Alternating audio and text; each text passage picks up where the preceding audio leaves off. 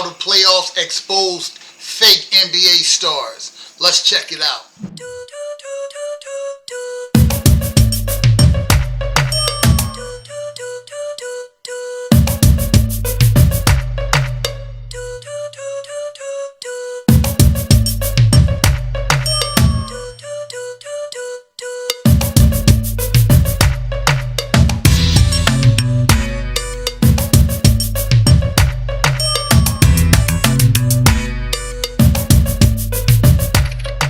Okay, reactors, welcome back to the channel, the Nuclear Reactor, the reaction channel where all the reactions go nuclear. Before we get into this video, if you guys are a Hoops fan, go over to my Hoops channel, Ring Culture. Y'all will really enjoy the content over there. But back over here on Planet Nuclear Reactor, y'all know I believe every action deserves a reaction. And over here, we are very reactionary. Today, we're going to be reacting to Buzzer, how the playoffs expose fake NBA stars.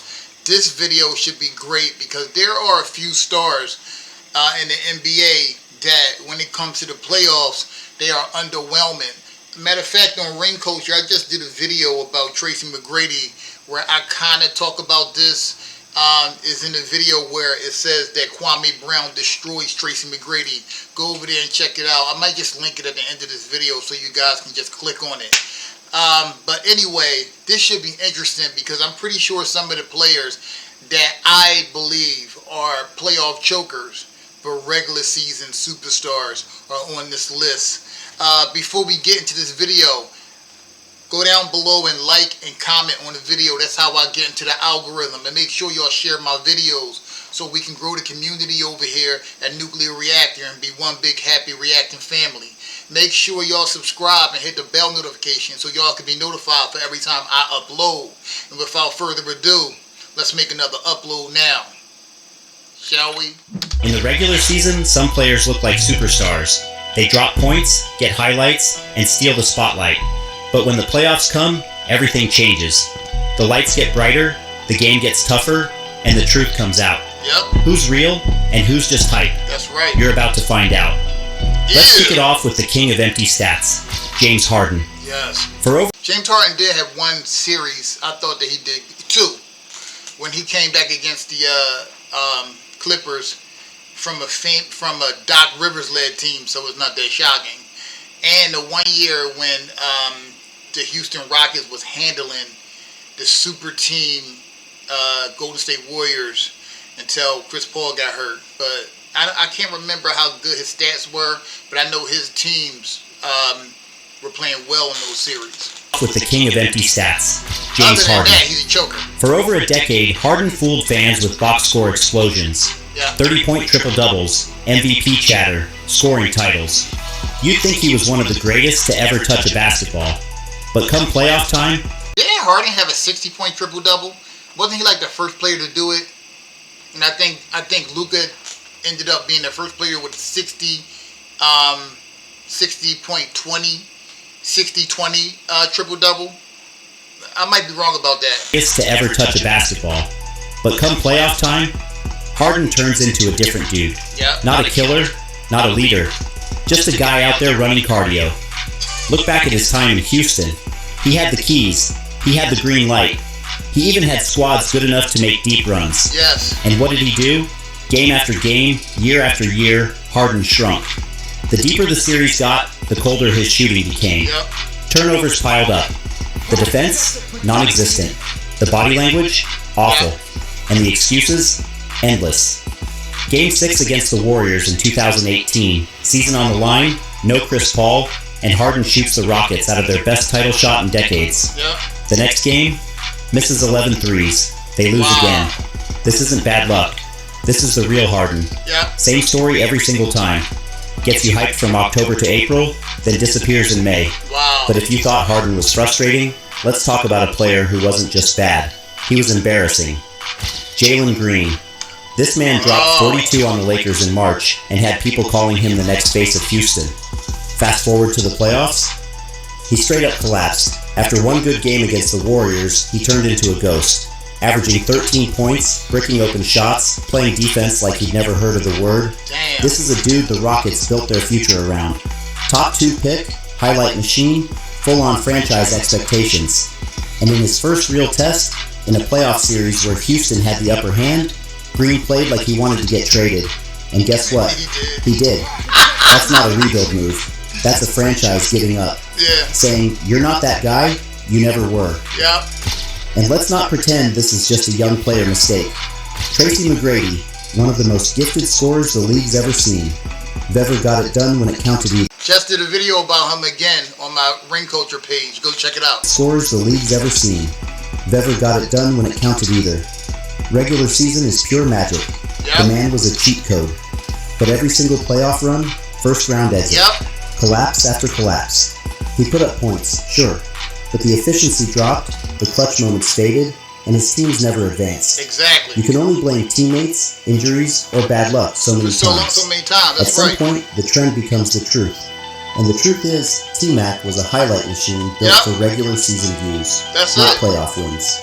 And speaking of guys who fooled everyone with smooth games and empty numbers, the next man on this list might be the biggest playoff illusion in the league today. Who that? That man is Paul George. You might know him as Listen. So the thing that's funny about Paul George and James Harden, they were back-to-back Sixers. But before James Harden was Ben Simmons. All of them are chokers.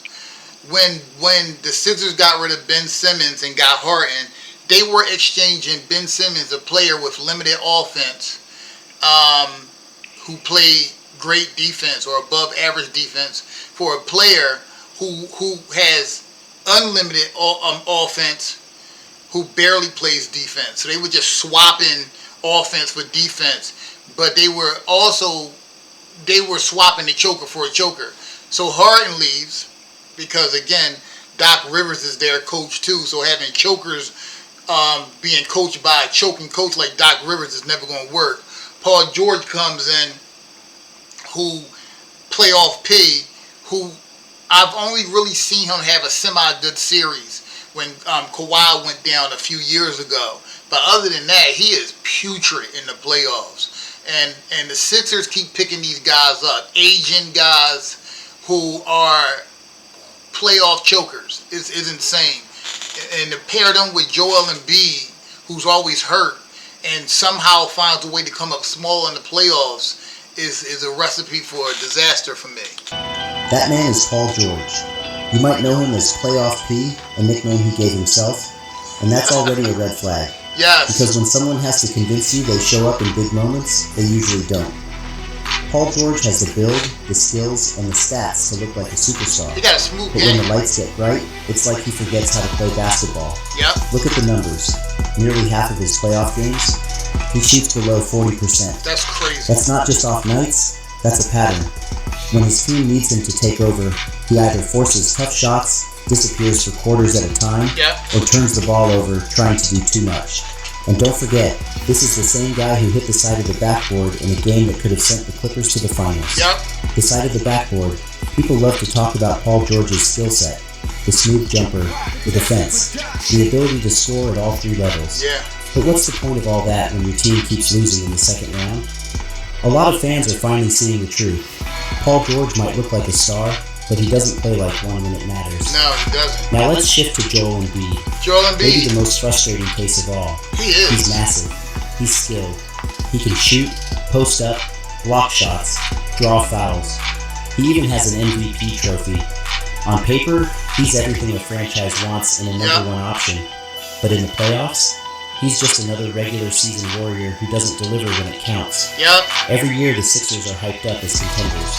And every year, Embiid either gets hurt, runs out of gas, or simply plays bad in the biggest games. Exactly. Game 7s, elimination games, that's when he plays his worst. He settles for jumpers, turns it over in double teams, misses free throws, and his body language? Awful. It's 3 NBA players that I've seen that has terrible body language on the basketball court. Joel Embiid, LeBron James, and Caitlin Clark. Their body language on the court is terrible, and you're supposed to be the leader. That stuff rubs off on your teammates. Terrible body language from your leader rubs off on their teammates. You can't be like that when you're a leader. You can't, you have a bigger responsibility than just the way you feel on the basketball court. And those three players, they need to fix that immediately. And his body language? Awful. Slouched shoulders, blank stares, Yep. hands on hips while the other team celebrates. Yep. You can blame injuries all you want, but at some point it's not about being unlucky. It's about being unable to rise when the moment demands it. 100%. Look around the league, Jokic, Giannis, Steph, they all have their flaws, but they've delivered deep into the playoffs. Embiid hasn't, and after a while, that starts to define you. The playoffs don't care about all-star nods or They scoring don't. titles. They care about who shows up when the pressure's real. Ew. And time again, Embiid has let his team down. Just like Harden, just like PG, just like McGrady, and now, just like Jalen Green. This isn't about hate. This is about truth. The NBA playoffs are the ultimate test. And when that test comes, these guys keep failing. But there's still one more layer to this. Because the problem isn't just them. It's how we keep falling for it. Every season, we hype them up. Yeah. Sports shows, social media, highlight reels, they all tell us these guys. We do fall for, well, some people do. Last year, the Clippers, people were saying the Clippers were going to the finals. And I kept thinking to myself, nah, James Harden is on that team. They're not going anywhere near the finals. Look what happened. Social media, highlight reels, they all tell us these guys are the faces of the league. Yep. We buy the jerseys, we post the mixtapes, we argue over rankings, and then the playoffs come, and it's the same story again. Why do we keep falling for it? Because the regular season lies. It's fast, flashy, and made for entertainment. You drop 40 points in February against a lottery team, and everyone loses their mind. Yep. But that's not basketball under pressure. No. That's not a crowd screaming on the road. Nope. That's not a 7-game war where every possession matters. Yep. In the playoffs, the game slows down. Defenses are smarter, physicality ramps up, and the refs, they stop bailing you out. That's where you find out who's built for it. That's where you find out who's real and who's fake. James Harden looked unstoppable when the refs gave him 15 free throws a night. When that whistle vanished, so did he. Think about Jalen that. Green looked electric when defenses gave him space. The moment they locked in, he folded. Yep. Paul George's smooth game doesn't mean much when he shoots 5 of 20 in crunch time. Yep. Embiid's size and skill mean nothing if he can't stay on the floor or take over when it's needed most. And even someone like T-Mac, a player fans still worship, never passed the playoff test. Nope. 9 tries in his prime. 9 times he came up short. Yep. That's not just a coincidence. That's a legacy. This isn't about mistakes. Everyone has bad games, even the greats. But what separates legends from pretenders is consistency under pressure. Yep. When the defense knows your moves, when you're tired, when the crowd's against you, when your season's on the line, that's when real stars rise. That's right. These guys didn't. And it's not just about points or percentages. It's about impact, body language, effort, leadership. When things go bad, do you fight back? Or do you disappear and wait for someone else to save the day? That's the difference between being a highlight and being a winner. You can call it harsh, but this is the truth. That's true. The playoffs don't lie. They Nah. expose the fake ones every year. Yep. The guys who shine when it's easy and fall apart when it's hard. Some players are made for the regular season lights, others are made for championship nights. And if your name is James Harden, Jalen Green, Paul George, Joel Embiid, or Tracy McGrady, it's time to stop pretending. The numbers don't lie, the results don't lie. The playoffs exposed you. And for fans who still believe the hype, remember this: regular season stars win games, playoff killers win rings. Big difference. Straight up. There's a difference between a superstar player and a superstar championship level player. Like Tracy McGrady was a superstar player, but he clearly wasn't a superstar championship level player. This notion, he was making a bunch of excuses why he didn't get out the first round for 4 seasons playing with Grant Hill when Grant Hill was hurt. You went to the playoffs 9 years, you couldn't get out the first round none of the years. You're just not that dude. It's the same with all of these guys. Joel Embiid is the most frustrated one because his cardio either fails him or he gets hurt. And a lot of times it seems like his cardio fails him because he's coming off an injury where he did not do any cardio. You know what I'm saying? So Joel Embiid has a lot to prove. He has a lot to prove. He can't stay healthy. Sixers, Maxey is hurt a lot. I love Maxey. And Paul George is not the answer for any team. He's proven it year after year. The Clippers are going to find out again this year with James Harden. James Harden, who thinks he's a system, he is a system of choking. That's just what these dudes are. But anyway, what do y'all think? Let me know what y'all think down below, reactors. That is the video for today. As always, the pleasure will always be mine. The reaction will always be yours. I love y'all. Peace.